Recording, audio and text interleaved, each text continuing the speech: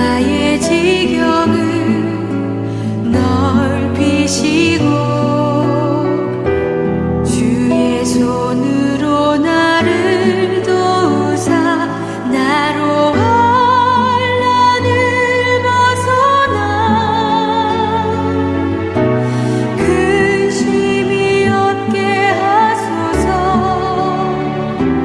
나로 환난을 벗어나 근심이 없게 하소서. 야베스의 기도 응답하신 하나님께서 오늘 우리의 삶에도 복을 주셔서 주의 손으로 도우사 환난을 벗어나 근심이 없게 하시고 삶의 지경을 넓혀주시길 주의 이름으로 축복합니다. 이 시간 함께 묵상할 하나님의 말씀은 고린도후서 10장 1절로부터 11절까지입니다. 오늘 본문의 핵심 내용은 바울의 사도 직분에 대한 자기 변호입니다. 이에 관하여 고린도후서가 끝나는 마지막 13장까지 이 주제를 다루고 있습니다. 그 이유가 무엇일까요? 바울 사도 개인의 권위나 자존심 문제 때문일까요? 아닙니다.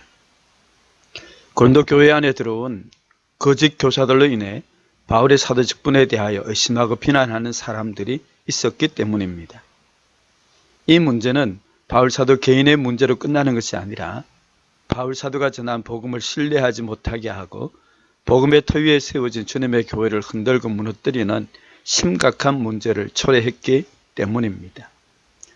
그러므로 바울 사도는 거짓 교사들의 잘못된 가르침으로부터 복음, 참된 진리를 보호하고 지키며 복음의 터 위에 세워진 고린도 교회가 견고히 설 수 있도록 자신의 사도직에 대하여 변호했던 것입니다. 오늘 본문에서 먼저 주목할 내용은 거짓 교사들이 바울 사도에 대하여 어떤 비난을 했는지 말씀을 확인해 보겠습니다. 2절입니다. 우리를 육신에 따라 행하는 자로 여기는 자들. 여기 우리는 바울 사도와 그의 동력자들을 가리킵니다.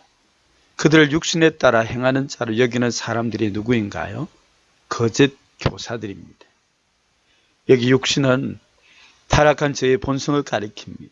그러므로 육신에 따라 행한다는 말은 죄의 본성을 따라 육체의 정욕, 탐심을 따라 행하는 삶을 뜻합니다. 성도 여러분, 거짓 교사들의 말처럼 바울 사도의 삶이 육체의 정욕, 탐심을 따라 행하는 삶이었습니까? 아닙니다. 오히려 정반대의 삶이었습니다. 바울 사도의 고백을 확인해 보겠습니다. 빌립보서 1장 20절에 바울의 간절한 기대와 소망은 살든지 죽든지 내 몸에서 모든 삶을 통해 그리스도가 존귀하게 되는 것입니다. 이를 위해 바울 사도가 늘 추구했던 삶의 자세가 있습니다. 나는 날마다 죽노라. 하나님의 뜻을 행하고 그 뜻을 성취하기 위해 늘 자신을 부인하고 십자가를 지는 삶을 바울은 살았습니다. 그러므로 바울 사도를 향하여 육신을 따라 행하는 자라는 거짓 교사들의 말은 근거 없는 비난이요 악성 소문, 험담임을 알 수 있습니다. 이런 근거 없는 비난에 대하여 바울 사도는 어떤 반응, 어떤 자세를 가졌는지 말씀을 살펴보겠습니다. 1절입니다. 너희를 대하면 유순하고 떠나 있으면 너희에 대하여 담대한 나 바울은 이제 그리스도의 온유와 관용으로 친히 너희를 권하고. 바울 사도가 자신을 너희를 대면하면 유순하고 떠나 있으면 너희에 대하여 담대한 나 바울이라고 소개합니다.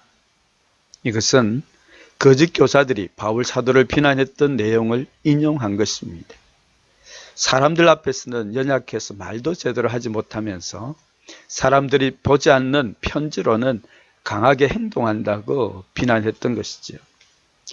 이런 거짓 교사들의 영향을 받아 바울의 사도직에 대하여 비난하고 있지만은 고린도 교인들에 대하여 권면하면서 바울 사도는 어떤 자세를 가졌습니까? 그리스도의 온유와 관용의 자세를 가졌습니다. 일반적으로 누군가에게 근거 없는 비난을 받거나 악한 소문, 험담을 듣게 되면 마음이 상하고 화가 납니다. 그래서 다투고 관계가 깨어지는 모습들을 볼 수 있습니다. 하지만 바울 사도의 반응은 달랐습니다. 그리스도의 온유와 관용의 자세를 가졌습니다. 그 이유가 무엇인지 3절 말씀을 보겠습니다. 우리가 육신으로 행하나 육신에 따라 싸우지 않는다고 말합니다. 앞에 육신은 연약한 인간의 몸을 가리킵니다. 그와 대조적으로 뒤에 육신은 죄의 본성, 혈기를 뜻합니다.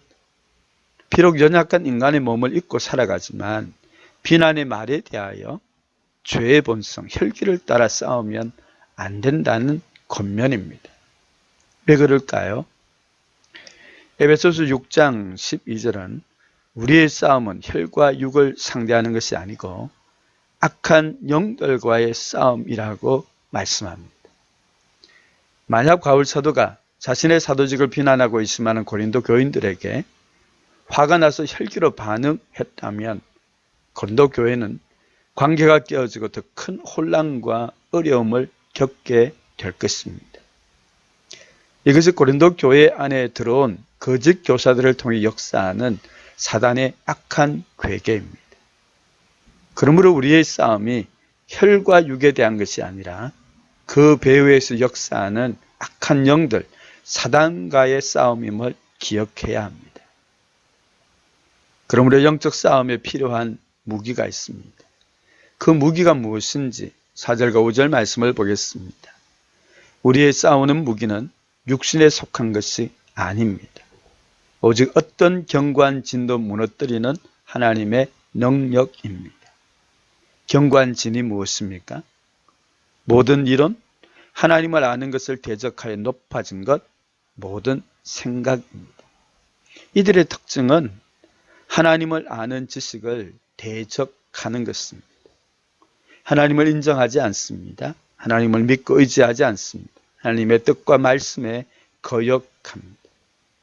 하지만 경관진을 무너뜨리는 하나님의 능력은 하나님을 대적하여 높아진 모든 이론과 생각들을 그리스도께 복종하게 합니다. 그 결과 범사에 하나님을 인정합니다. 하나님을 신뢰하고 의지합니다. 하나님의 뜻과 말씀에 순종하는 삶을 살아가게 됩니다. 그러므로 바울 사도는 자신의 사도직을 비난하고 있으면 힘든 상황 가운데서도 경관진을 무너뜨리는 하나님의 능력을 힘입어 자신의 생각과 감정을 그리스도께 복종하였습니다. 그 결과 그리스도의 온유와 간용으로 고린도 교인들을 권면하고 고린도 교회의 문제를 하나님께서 기뻐하시는 모습으로 해결할 수 있었음을 알 수 있습니다. 사랑하는 성도 여러분, 우리도 삶에서 힘들고 어려운 문제들을 만납니다. 그 문제들로 인해 우리의 마음이 상하고 화가 날 때도 있습니다. 그럴 때 감정대로 말하고 행동하면 안 됩니다. 왜냐하면 우리의 싸움은 혈과 육에 대한 것이 아니요 삶의 문제 배후에서 역사하는 악한 영들, 사단과의 영적 싸움이기 때문입니다. 그러므로 경관진을 무너뜨리는 하나님의 능력을 힘입어 우리 안에 일어나는 거친 생각, 상한 감정을 그리스도께 복종해야 합니다. 그럴 때 그리스도의 온유와 관용, 그리스도의 성품으로 상대방을 대할 수 있고 하나님께서 기뻐하시는 모습으로 문제를 해결할 수 있습니다. 그 결과 그리스도 안에서 의와 평강과 희락의 하나님의 나라를 우리는 날마다 풍성히 누리며 살아갈 수 있습니다. 이런 귀한 은혜가 오늘 하루도 저와 여러분의 삶에 함께 하시기를 주님의 이름으로 축복합니다. 우리 함께 기도하겠습니다. 하나님 감사합니다. 고린도 교회 안에 거짓 사도들로 인하여서 바울의 사도직을 비난하고 의심하는 참 힘들고 어려운 문제를 만났지만 바울은 고린도 교인들을 대할 때 감정으로 혈기로 대하지 않았고 그리스도의 온유와 관용으로 대하고 권면하며 하나님이 기뻐하는 모습으로 교회를 세웠던 것을 기억합니다. 아버지, 우리도 삶에서 힘들고 어려운 여러 가지 문제들을 만납니다. 그 문제들로 인해 우리의 마음이 상하고 화가 날 때도 있습니다. 그럴 때 감정대로 말하고 행동하지 않도록 경관진을 무너뜨리는 하나님의 능력으로 우리를 지켜 주시옵소서. 우리 안에 일어나는 거친 생각과 상한 감정을 그리스도께 복종하고 삶의 문제 배후에 역사하는 사단과의 영적 싸움 가운데 우리가 넉넉히 승리할 수 있도록 인도하여 주시옵소서.